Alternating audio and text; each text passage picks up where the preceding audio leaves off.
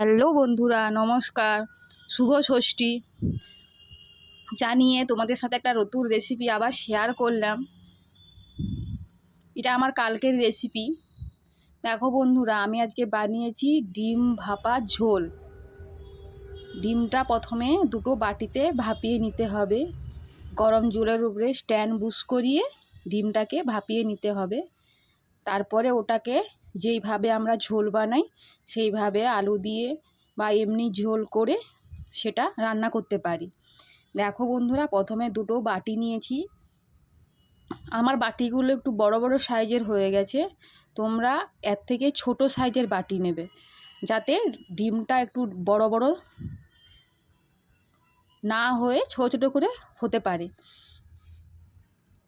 ডিমটা যত বাটিটা ছোট হবে তত ওটা ডিমের ভাপাটা ভালো করে উঠে যাবে। দেখো বন্ধুরা, প্রথমে দুটো বাটিতে আমি ডিম একটা করে ফাটিয়ে নিয়ে তার মধ্যে পেঁয়াজ কুচি, কাঁচা লঙ্কা কুচি, হলুদ গুঁড়ো আর সামান্য পরিমাণ গোলমরিচের গুঁড়ো দিয়ে ওটা আমি ভাপাতে বুশ করে দিয়েছি জল গরমের উপর দিয়ে। এপাশে আমি ঝোলের জন্য তেল গরম করে তার মধ্যে সামান্য পরিমাণ আমি চিনি দিয়েছি কালারের জন্য। চিনিটা কালার হয়ে এলে একে একে পেঁয়াজ বাটা,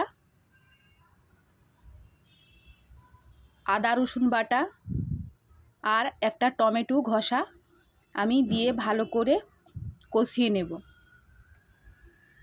ভালো করে কষিয়ে নেওয়ার পর উপর থেকে তেল ছেড়ে এলে আমি ওর মধ্যে কাশ্মীরি লঙ্কার গুঁড়ো, জিরে গুঁড়ো আর হলুদ গুঁড়ো দিয়ে ভালো করে আরও কষাতে থাকবো। কষানো হয়ে গেলে একটা আলু দিয়েছি, ছোট আলু। যেহেতু আমি দুটো ডিমের ভাপা করছি এই জন্য আমি একটা ডিম দিয়েছি। ডিম দিয়ে ভালো করে ওটা কষতে দিয়েছি। দেখো বন্ধুরা, এপাশে আমার ডিম ভাপা হয়ে গেছে। এবারে ডিমটাকে এইভাবে আস্তে আস্তে ছুরির সাহায্যে তুলে নেবে। আমি প্রথমেই বলেছিলাম যেহেতু এটা আমার বড় বড় বাটি, এই জন্য ডিমটা বড় সাইজের হয়ে গেছে, উঠতে একটু সমস্যা হচ্ছে উঠাতে।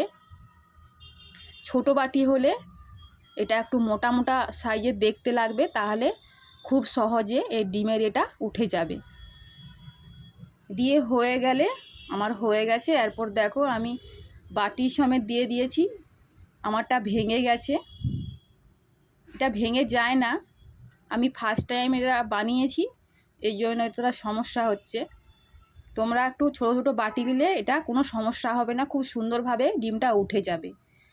তোমরা এইবার এইভাবে বাড়িতে রান্না করে খেও, খুব অসাধারণ খেতে লাগে। রুটির সাথে বা গরম ভাতের সাথে খাবে, খুব সুন্দর খেতে লাগে। ভালো লাগলে লাইক, কমেন্ট, শেয়ার করবে আর চ্যানেলটা সাবস্ক্রাইবার করে দেবে। সবাই ভালো থেকো, সুস্থ থেকো, নমস্কার।